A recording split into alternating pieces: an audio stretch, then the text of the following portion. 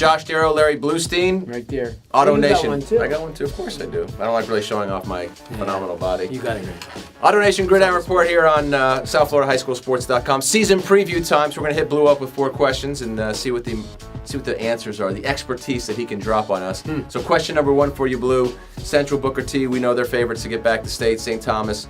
Give me a team that did not make state last year that you think can make a good run this year. Well, I'm going to make some people happy. I think Miami Jackson's got a good shot. Remember last year they almost went around the back end, beat Norland when it counted. Everyone said, let's count them out. I felt that they probably went as far as any team other than Dade Christian that you never really expected at the beginning of the year.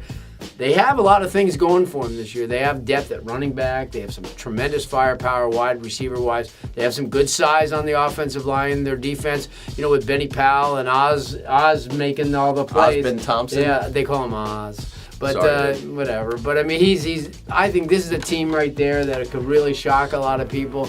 I know I'll be hearing the talk. They like to talk to me and everything. But Coach, the Generals? Yeah, or just everybody? Yeah, they do. The Generals like to talk. But Coach Brown is a good guy. He's really working hard. And I think this is the year that they may surprise some people. And I know it's going to be stiff because you guys, just in the south end of the deal, you still got their own heritage and Gibbons. Yes. Before you get to any of the Immokalis and anybody else who's pretty good. So I'd like to see them do it. I think they have the right to. And I in the state poll that we had going, I put them right in the top 20 because I think they belong there. All right, now realignment.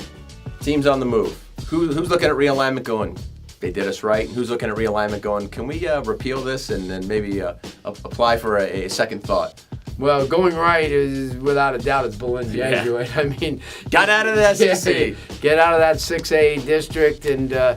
Where you win 2-3 games, and now everyone's talking about you winning 8 and 9.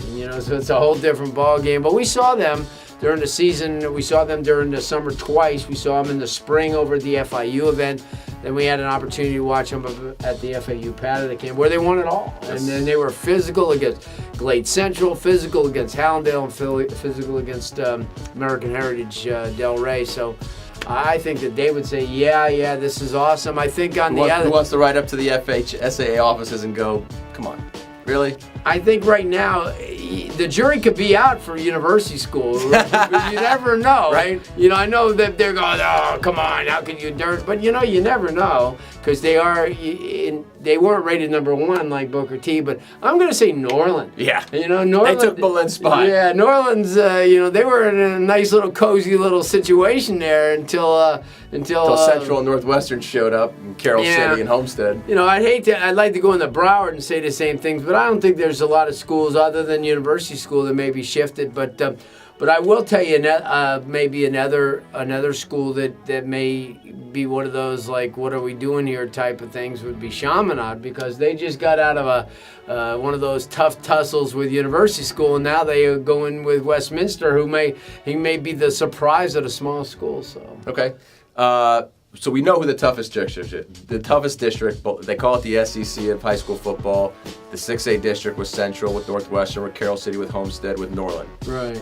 The next toughest conference, the next conference you would not, or district that you would put up as the second toughest behind that would be what? Well, I would think that it would probably be a no-brainer, thinking that Miramar, Everglades, Cypress Bay, a much improved Flanagan team.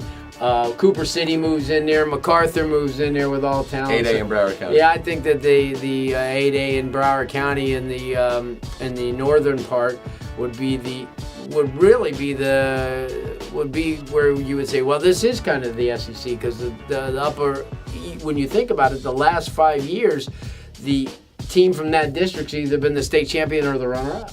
Either Miramar or Cypress Bay. Good point. So I think they have a valid point. So you got good quality at the top and teams that have to make that climb over the top to get to a good place. All right, this is I'm gonna hit you right where you like it, right down the middle. Okay. We're going down the road of a player evaluation. So by the time you get to 2014, the seniors, we've evaluated these guys over and over and over, but still, I feel like there's always a handful of guys that still use their senior year to their absolute benefit as it relates to their recruiting. So who's a guy that we might know about, but isn't Dalvin Cook or Erman Lane that you think could benefit the most, or who will benefit the most from their senior year and rise up the rankings and put themselves in a better spot from a recruiting standpoint? There's two guys that come to mind right out the bat. I'm going to say Antoine Cordy from South Dade. This is a guy we know about, and a lot of people look at him on the hoof and say, "Look at him, man! The kid's 5-something, and he weighs 150." Watch him play. Yeah, watch him play. He was the reason why South Dade won that district last year, because he made all the plays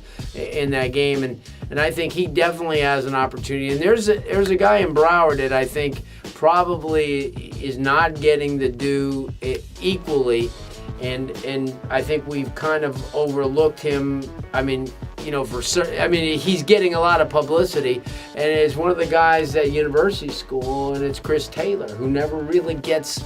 He was at North Broward Prep. He didn't get that pub, but watching him in 7-on-7, watching him in practice, this is a guy that all of a sudden takes that team to the next level. He's a Duke commit already, so you say, well, he can't do much better, but he can do much better from a status-wise, and maybe put himself in an Under Armour game or an Army All-American game, because JT and I watched the very first game he played for University School in the 7-on-7s. You could tell it instantaneously, and we've watched the Emmanuel Sotos and Sam Bruce, everybody, Jordan Cunningham, all those guys. DJ and Taylor. They're good, but I think that this is a kid that really makes a surprise. And Antoine Cordy's another one that people just look at him and they go, what?